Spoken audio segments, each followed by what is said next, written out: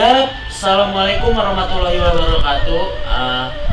Oke, saya akan menjelaskan dulu tentang peradaban Tiongkok. Negara Tiongkok merupakan satu negara di Asia Timur yang memiliki wilayah yang luas dan peradaban tertua di dunia. Ya, konon kabarnya negara ini telah ada sejak ribuan tahun yang lalu dan dikuasai oleh berbagai dinasti yang menguasai negara tersebut. Dahulu kala negara ini memiliki banyak sekali dinasti, bahkan kota-kota kecil bisa menjadi sebuah kerajaan, dan muncul invasi dari suku-suku barbar yang sekarang mendiami wilayah Mongol yang sempat meresahkan pada saat itu. Lalu muncul seorang kaisar dari dinasti Qin yang kelak akan mempersatukan Tiongkok menjadi negara yang satu di bawah satu kaisar, yaitu Kaisar Shi Huangdi atau Kaisar Qin Shi Huang, yang memimpin pada tahun 221 hingga 207 sebelum Masehi. Negara ini dahulu kala terkenal dengan peradabannya yang cukup maju, baik dari segi budaya, teknologi, maupun filsafatnya. Contoh penemuan penting bangsa Tiongkok yang sampai sekarang masih digunakan, contohnya kertas. Lalu penemuan berikutnya adalah bubuk mesiu. Nah, ada beberapa agama sebelum Islam yang sudah eksis terlebih dahulu di negara ini, yaitu Konfusianisme, Taoisme, dan Buddhisme. Konfusianisme adalah agama atau ajaran yang diajarkan oleh Nabi Konfusius pada masa kekaisaran dinasti Zhou yang berdiri tahun 1066 hingga 221 sebelum Masehi. Ajaran ini dikenal di masyarakat pada tahun 531 sebelum Masehi. Agama ini merupakan agama filsafat yang mengajarkan filsafat kehidupan bagi pemeluknya. Ajaran ini berkembang dan menyebar ke seluruh daratan Tiongkok oleh Mengzi, murid dari Konfusius sendiri, dengan sedikit perubahan. Lalu yang kedua adalah agama Taoisme yang dibawa oleh Lao Tzu pada tahun 640 sebelum Masehi. Sama seperti Konfusianisme, agama ini merupakan agama yang mengajarkan filsafat kehidupan bagi pemeluknya. Dan agama ini sudah muncul sebelum Konfusianisme. Oke, yang ketiga adalah agama Buddha. Agama Buddha sebenarnya bukan agama asli dari Tiongkok, yaitu agama yang lahir. Oke, yang ketiga adalah agama Buddha. Agama Buddha sebenarnya lahir di India. Jadi secara otomatis sebenarnya ini bukan agama asli Tiongkok. Nah, agama ini dibawa oleh Siddhartha Gautama. Agama ini masuk ke Tiongkok pada masa Kaisar Ming dari Han sekitaran tahun 65 sebelum Masehi. Katanya sih agama ini masuk melalui utusan Raja Asoka dari India ke Tiongkok untuk menyebarkan ajaran-ajaran Buddha ke Tiongkok. Untuk mengenai lebih jelasnya agama Buddha, lanjut di peradaban India. Oke, yang ketiga sih.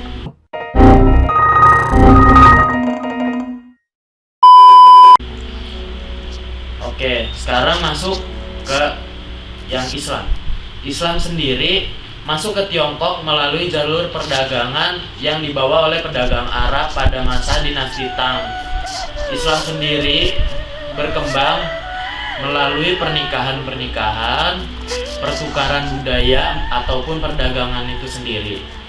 Islam masuk melalui dua jalur, yaitu jalur darat yang melalui jalur sutra dan jalur laut yang melalui pelabuhan-pelabuhan dagang yang berada di selatan Tiongkok seperti di Guangzhou.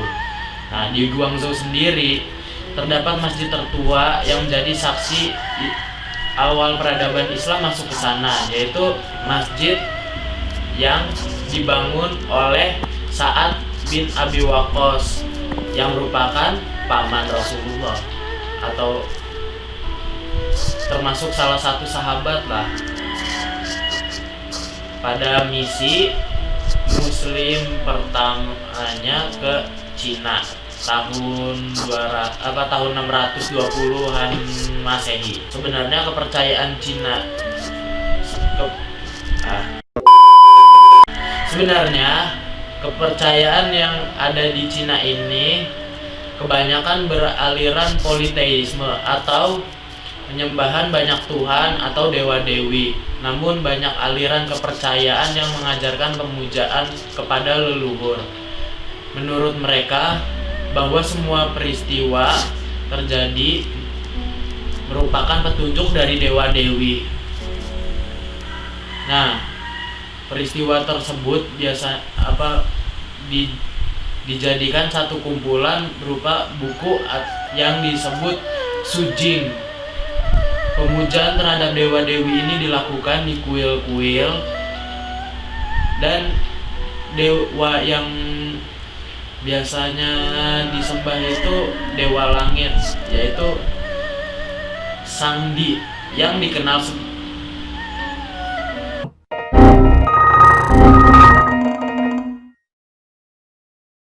A few moments later.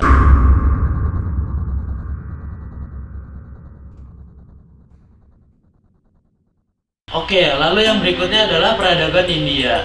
India merupakan sebuah negara di Asia Selatan dan juga termasuk negara terbesar di dunia. Dan negara ini juga salah satu negara dengan peradaban tertua di dunia hingga sekarang. Konon katanya negara ini telah dihuni oleh bangsa Dravida yang telah hidup dan menetap di sana sejak 3000 tahun sebelum Masehi. Bangsa Dravida sendiri hidup di dekat Sungai Indus dan mereka membuat beberapa hal dalam peradaban mereka seperti saluran air untuk irigasi, tata kota yang baik, pembuatan jalan, dan mata uang yang berbentuk materai dan tanah liat. Dalam segi agama, bangsa Dravida mengenal tradisi pemujaan dewa-dewi, terutama Dewi Ibu yang terbuat dari tanah liat, lalu pemujaan terhadap hewan-hewan atau pohon-pohon, api, petir, matahari, dan sungai-sungai besar. Lalu muncul peradaban di sekitaran Sungai Gangga, yaitu peradaban bangsa Arya. Bangsa Arya sendiri kira-kira hidup di India sejak tahun 1000 sebelum Masehi, dan bangsa Arya ini sendiri yang mengenalkan ajaran Hindu kepada bangsa India. Dalam ajaran agama Hindu dikenal dengan sistem kastanya yang ada 4 tingkatan, yaitu Brahmana, Satriya, Waisya, dan Sudra. Dan di dalam agama Hindu ini juga dikenal Trimurti atau dewa atau 3 dewa utama, yaitu Wisnu sebagai dewa pelindung, Brahma sebagai dewa pencipta, dan Siwa sebagai dewa penghancur. Nah, selain dewa-dewa, ada pula dewa-dewi yang banyak disembah seperti Dewi Saraswati sebagai dewi ilmu pengetahuan dan seni, dan Dewi Sri atau Dewi Laksmi sebagai sebagai dewi keberuntungan. Lalu seperti disebutkan di Tiongkok tadi, agama Buddha lahir di India. Nah, agama ini lahir dari ketidakpuasan kaum Brahmana atas pengorbanan yang mereka lakukan dan ketidakpuasan dalam sistem kasta yang berlaku pada agama Hindu.